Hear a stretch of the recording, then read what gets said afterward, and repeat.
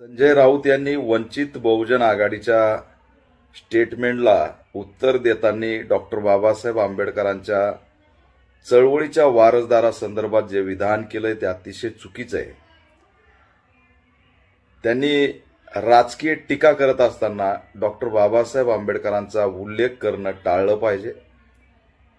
जे भारतीय जनता पार्टीच्या वळचणीला जाऊन बसलेले आहेत, महायुतीचे हस्तक झालेले आहेत, ज्या एनडीएचा संविधान बदलण्याचा अजेंडा होता त्यांच्या स्टेजवर ते बसलेले आहेत, त्यांना डॉक्टर बाबासाहेब आंबेडकरांच्या चळवळीचे वारसदार म्हणणे अतिशय चुकीचं आणि दुर्दैवी स्टेटमेंट आहे। त्यांना आमचा सल्ला आहे की यापुढे डॉक्टर बाबासाहेब आंबेडकरांच्या चळवळीच्या वारसदाराबद्दल स्टेटमेंट करताना बाबासाहेबांची चळवळ मनुवाद्यांच्या दावणीला बांधणाऱ्यांचे नावं घेऊ नयेत। त्यांनी याचंही एक भान आणि चिंतन केलं पाहिजे की महाविकास आघाडी आणि इंडिया आघाडीला महाराष्ट्रामध्ये 22 आंबेडकरवादी पक्ष संघटनांनी पाठिंबा दिला।